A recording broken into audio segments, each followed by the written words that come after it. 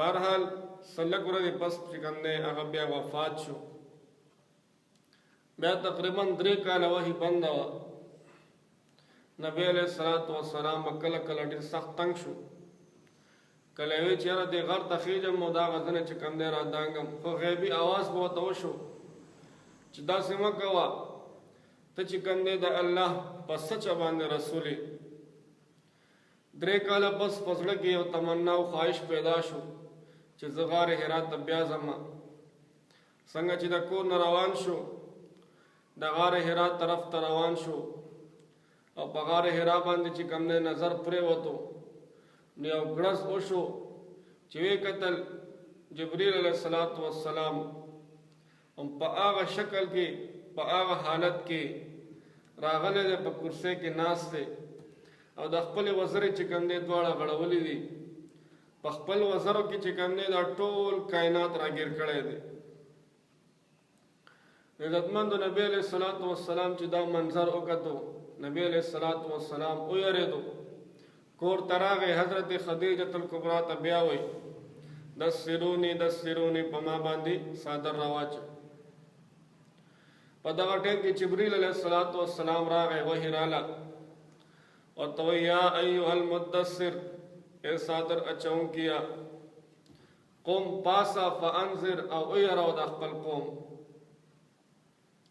وربک فکبر. بس په دغه ټیم کې چې کوم دی د نبی علیہ الصلوۃ والسلام ډیوټي شروع شوه. په اول ځل چې وحی راغلی و هغه نبوت و، او اوس چې کوم دی کله وحی راغله دې ته رسالت وایي. عزتمندو اوس په دې ټیم کې یو سوال پیدا کېږي چې جبریل علیہ الصلوۃ والسلام په دومره لږ وخت کې د غار حرا نه مکې ته څنګه راغی کور ته؟ نو الله رب العزت جبریل علیہ الصلوۃ والسلام ته یو ډېر لوی قوت او طاقت ورکړی. نبی علیہ الصلوۃ والسلام یو پیرا جبریل علیہ الصلوۃ والسلام نه تپوس کوي، تا ته چې الله وحی درکړي آیا ته په څومره ټیم کې دنیا ته راځې؟ هغه ورته وایي ما ته چې کله د الله سیډ نه وحی میلاو شي وایي زه د سترګو په رپ کې چې کوم دی دنیا ته رسم. آیا انسان سوچو کہ دا سونا مزل لے، یو اسمان تا 1500 کالا مزل لے، دویم اسمان تا دریم اسمان تا اور بیا چکم نے دا عرش پورے بسونا مزل لے. اللہ رب العزت جبریل علیہ السلام تا دا طاقت او قوت خیر. نو حضرت نبی علیہ السلام اول دا خپل کور نه شروع کړي، اول دعوت حضرت خدیجۃ الکبریٰ ته ورکړ. هغه فوراً اسلام قبول کړ. هغه په دې تمه کې وه او نبی علیہ السلام کې ټول صفات لیدلي وو. هغې نه پس حضرت علی رضی اللہ تعالیٰ عنہ وړوکی ماشوم دی، دا به اکثر نبی علیہ السلام سره پاتې کېدو. نو نبی علیہ السلام حضرت علی رضی اللہ تعالیٰ عنہ ته دعوت ورکړو.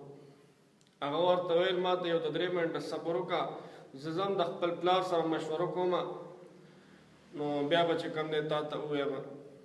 هغه ورته وایي نه، نبی علیہ السلام ورته وفرمایل داسې مه کوه، پلار ته مه وایه، ما ته الله رب العزت لا حکم نه دی کړی.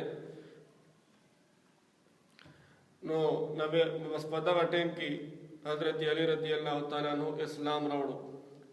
نو په ماشومانو کې اول نمبر اسلام راوړونکی حضرت علی رضی اللہ تعالیٰ عنہ دی، او په غلامانو کې حضرت زید رضی اللہ تعالیٰ عنہ چې دا د حضرت خدیجۃ الکبریٰ رضی اللہ تعالیٰ عنہ د غلامو، هغه ته دعوت ورکړو، هغه هم چې کوم دی دعوت قبول کو.